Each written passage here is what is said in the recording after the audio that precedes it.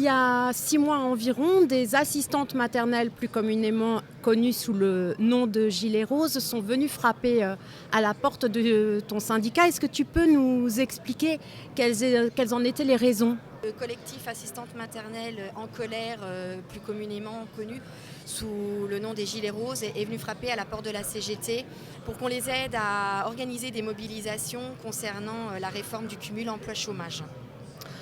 C'était des femmes qui auparavant étaient isolées. C'était la première fois en fait qu'elles interpellaient un syndicat.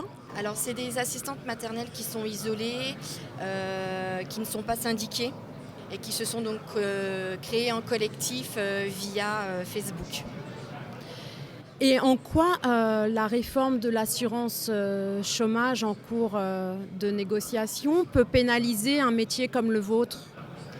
Disons qu'une assistante maternelle qui est embauchée par plusieurs employeurs, lorsqu'un enfant part à l'école ou qu'un parent déménage, on va se retrouver privé d'un de nos employeurs. Donc on va aller s'inscrire à Pôle emploi pour avoir donc un cumul de salaire.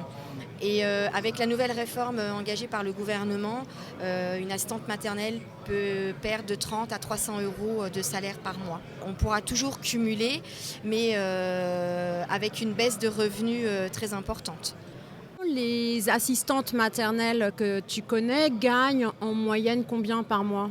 Après, tout dépend du nombre de contrats qu'elles ont, tout dépend du nombre de semaines travaillées, du nombre d'heures par semaine travaillées. Donc ça dépend. Déjà, la moyenne horaire, elle tourne entre 3,20 € et 3,50 € net de l'heure. Donc on est loin du tarif SMIC. Il faut dire que pour se garantir un bon revenu, il faut au moins avoir 3 employeurs, de manière à pouvoir aussi cotiser pour la retraite. Et donc en moyenne, c'est combien une assistante maternelle ? Admettons qui garde 3, 4 enfants peut-être, je sais pas. Ça peut tourner entre 750 et 1 000 € net par mois.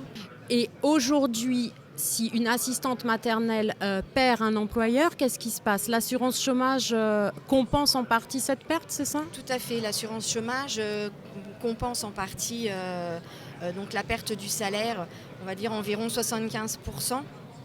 Et là, avec la nouvelle réforme, ça va être beaucoup plus diminué. Le complément Pôle emploi et nous précariser vraiment encore plus. Nous sommes quand même d'un métier précaire. Exercé par des femmes essentiellement. Essentiellement par des femmes, 99,8% sont des femmes.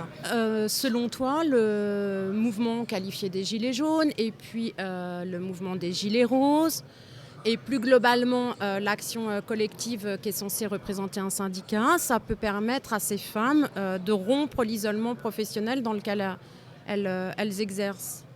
Dans le cadre de mon département, moi j'ai créé une section syndicale et c'est vrai que les filles qui sont adhérentes chez moi n'ont plus trop cet isolement parce qu'elles ont des soucis ou elles veulent de l'information, elles ont quelqu'un à qui s'adresser, quelqu'un on va dire qui connaisse notre législation qui est quand même assez complexe. Il faut quand même savoir que les assistantes maternelles sont sorties du Code du travail. Donc on ne bénéficie pas, comme je le disais hier, de la médecine du travail, certains droits du Code du travail. On a un salaire minimum, mais vraiment qui est très très bas. Donc, et c'est des revendications qui nous tiennent à cœur pour faire évoluer notre métier. De quel dispositif vous ne bénéficiez pas dans le cadre du Code du travail ? L'accès à la médecine du travail, donc tout ce qui est maladies professionnelles, etc. Un taux horaire minimum, certaines dispositions. Le droit à la formation, par exemple, est-ce que vous en bénéficiez correctement ? Oui, on a quand même le droit à la formation. On a des catalogues de formation.